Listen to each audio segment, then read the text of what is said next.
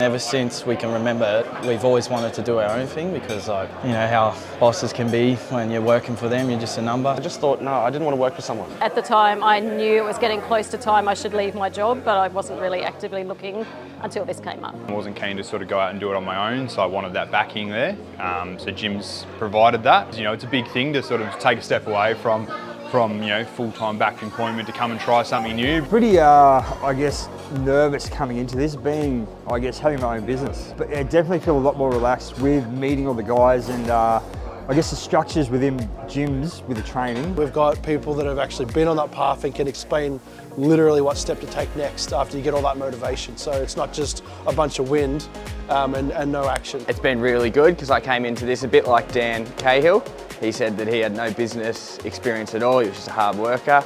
And I'm learning a lot now, how to run a business, how to communicate, how to quote, stuff like that. Everyone's so friendly and so helpful and being very knowledgeable. I think that's the main thing I found, and very passionate about what they do, which sort of helps you to feel involved, I guess, too. I really enjoyed the aspects of dare to fail, because by making a mistake you're going to learn, and don't be afraid to make those mistakes, and owning up to the mistakes and being honest. That's a really good cultural aspect, I guess, that you don't see in a lot of large organisations now. Overall, it's a great experience being here. Great rooms, great food, it's awesome. What Jim said himself the other day was that he's tried very hard to create an opportunity that's almost too crazy to say no.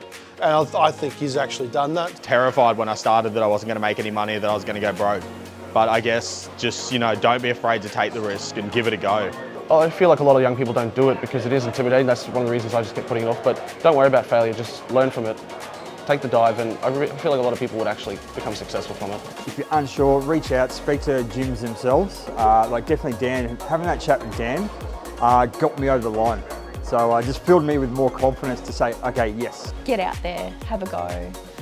Talk to people that are doing it and go out and see for yourself, because I think that's when I saw the penny drop for Simon, is when we physically went and did the week and he could see, yes, this could work for us. It is a leap of faith. Ultimately, give it a try. You've always got that time to back out if you decide it's not for you. I can't imagine you deciding that.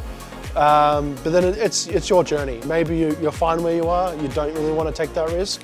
But if you've got that sinking feeling in your gut and your soul that you could be doing more with your life and you're excited about taking on an opportunity, this is a great place to get started. If you think that you can do it better, have a go, because you probably can. And that was the thing for me, getting out of where I was. It was becoming the mundane, and now I have an opportunity to make every day count for me. That was big for me.